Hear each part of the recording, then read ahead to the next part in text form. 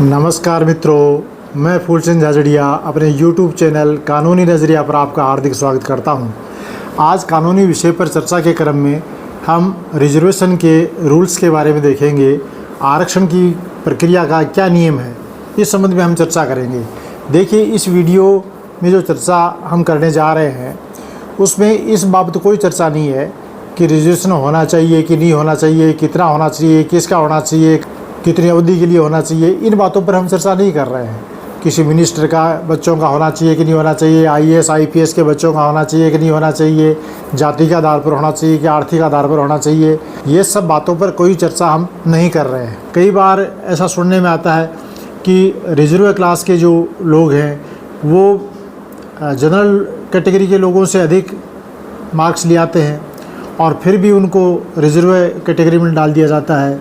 और कई बार ये कहते हैं कि साहब इनका रिजर्वेशन अलग से है, इसके बावजूद ये जनरल कैटेगरी में इनको फिट कर दिया जाता है, इसे जनरल कैटेगरी के कैंडिडेट हैं उनको नुकसान होता है। तो इस प्रकार ये लंबे समय से इस प्रकार की चर्चा सुनने में आ रही है, तो आज इस पर हम बात करेंगे।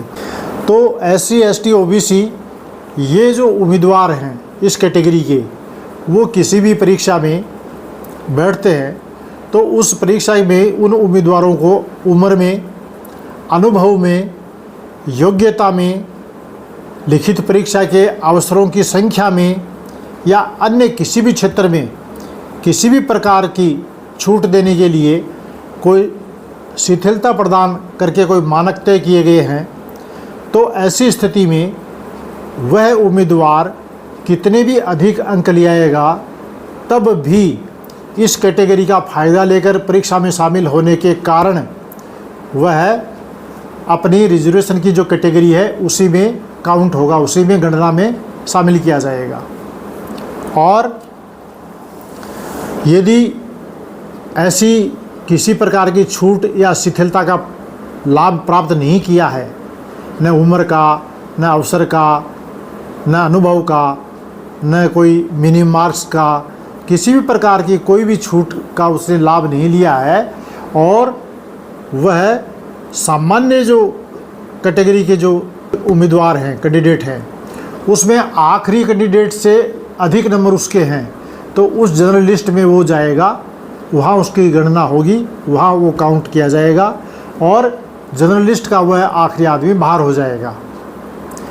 तो अब आप इसमें समझ गए होंगे, यदि किसी प्रकार का आरक्षण की कैटेगरी में किसी शिथिलता या छूट का लाभ लेकर के परीक्षा में शामिल हो रहा है तो उसको आरक्षण की कैटेगरी में अलग से दर्शाया जाएगा, उसी श्रेणी में काउंट किया जाएगा, चाहे कितने भी अधिक नंबर आ जाएं।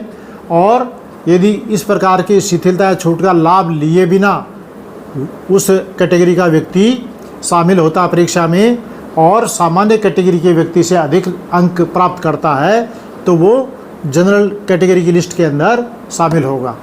एक तो ये मोटी सी बात है। दूसरी बात क्या है, यहाँ जो कन्फ्यूजन होता है सबसे ज़्यादा वो इस शब्द को लेकर के होता है। क्या शब्द है?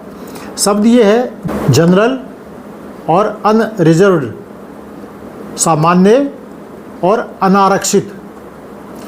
तो देखिए, अब इसमें अनारक्षित शब्द लिखा जाना चाहिए, लेकिन सामान्यतः ये देखा गया कि नोटिफिकेशन या जितनी भी वैकेंसी आती है उसमें जनरल कैटेगरी या सामान्य उसमें लिख दिया जाता है।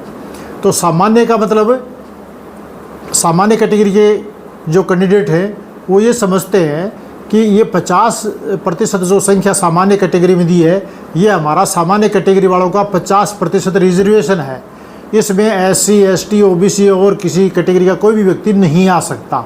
ऐसा नहीं है, वो सामान्य शब्द लिखने से ही ये कन्फ्यूजन होता है। इसकी जगह लिखा जाना चाहिए अनारक्षित, अनरिजर्व्ड। अनारक्षित, अनारक्षित मतलब ये किसी के लिए भी आरक्षित नहीं है, इसमें कोई भी व्यक्ति योग्यता के आधार पर आ सकता है। तो इसमें आरक्षण अनारक्षण का कोई मुद्दा नहीं रहेगा। तो ये अनारक्षित होती है। अनारक्षित में यदि आरक्षण वाली कैटेगरी का कोई भी उम्मीदवार, कोई भी अभ्यर्थी बिना किसी प्रकार की शिथिलता या छूट का लाभ लिए सामान्य कैटेगरी के व्यक्ति से, अनारक्षित कैटेगरी के अन्य व्यक्ति से अधिक अंक प्राप्त करता है तो वो उसी कैटेगरी में आएगा और अपनी रिजर्व कैटेगरी में नहीं माना जाएगा। और लाभ लेकर के छूट का, उम्र का, किसी भी प्रकार का लाभ लेकर के शामिल होता है तो वो उस कैटेगरी में ही जाएगा, उसी में जाने का हकदार हो गया। तो ये एक सामान्यतः है, मोटा मोटा देखने में आता है। तो आज जो हम यहाँ चर्चा कर रहे हैं वो कर रहे हैं ऑनरेबल छत्तीसगढ़ हाई कोर्ट की एक निर्णय के साथ में, उसकी मदद से। तो ये मामला क्या था, ये नीट की परीक्षा थी।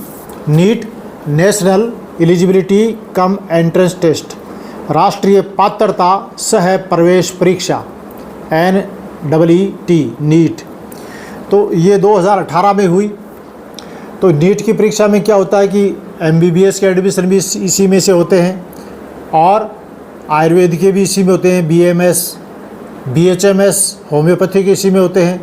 वेटनरी डॉक्टर का कोर्स करने के लिए BVSC and AH bachelor of veterinary science and animal husbandry, ये कोर्स का भी इसी में होता है।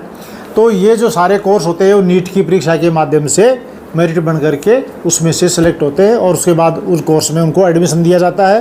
तो ये जो मामला था ऑनरेबल छत्तीसगढ़ हाई कोर्ट का, ये था BVSC and AH bachelor of veterinary science and animal husbandry, पशु चिकित्सा विज्ञान विभाग का मामला था। तो इसमें क्या था कि जिसने ये रिट पिटिशन पेश की उसका नाम, याचिकाकर्ता का नाम रीमानंदी था और छत्तीसगढ़ राज्य के विरुद्ध व अन्य व्यक्तियों के विरुद्ध, जो सेक्रेटरी वगैरह जो भी ऑफिशियल कैपेसिटी में थे उनके विरुद्ध, और एक कैंडिडेट जो रेस्पोंडेंट नंबर 6 था वो OBC का कैंडिडेट था, उसी को चैलेंज करने के लिए ये रिट याचिका पेश की।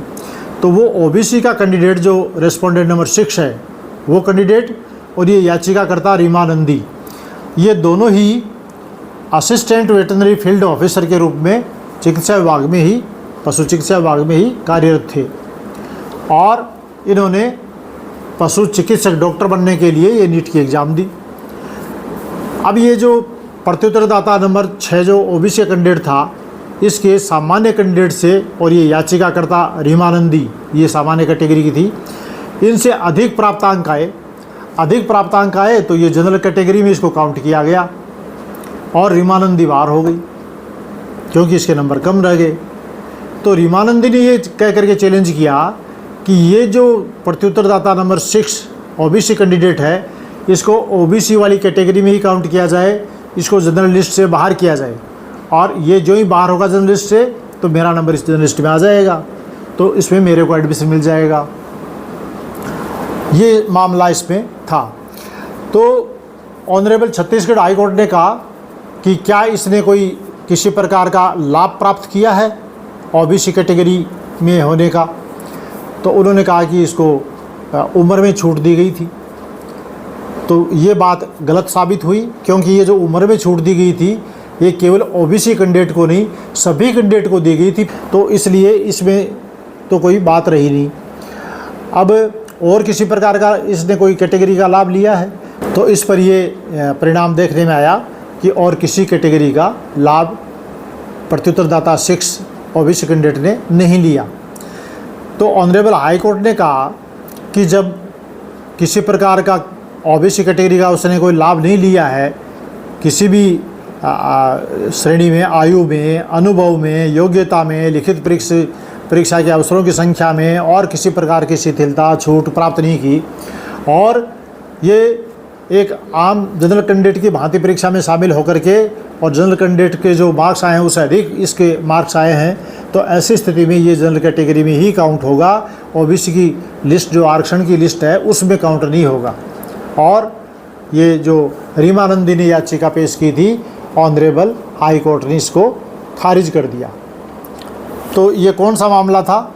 ये ऑनरेबल छत्तीसगढ़ हाई कोर्ट का मामला था WPS नंबर 551/2019 और इसका फैसला हुआ 16 मई 2019 को और ये DB का जजमेंट था। ऑनरेबल छत्तीसगढ़ हाई कोर्ट ने कहा कि जहां आरक्षित श्रेणी का उम्मीदवार सामान्य श्रेणी के उम्मीदवार से अधिक अंक प्राप्त करता है तो वह सामान्य श्रेणी के उम्मीदवार के रूप में प्रवेश का हकदार होगा, न कि आरक्षित श्रेणी के उम्मीदवार के रूप में। तो ये क्लियर इसमें कर दिया गया। मैं समझता हूं कि आप इस तथ्य को भलीभांति समझ गए होंगे कि आरक्षण कैटेगरी का व्यक्ति होने के बावजूद कब वो सामान्य कैटेगरी में काउंट होगा और कब वो अपनी स्वयं की आरक्षण की कैटेगरी में शामिल होगा। तो ये जो स्थिति है वो आपके सामने स्पष्ट की गई है। मैं आशा करता हूँ आपको वीडियो पसंद आया होगा। यदि अच्छा लगा हो तो आप इसे लाइक कीजिए, शेयर कीजिए, सब्सक्राइब कीजिए। बहुत बहुत धन्यवाद। नमस्कार।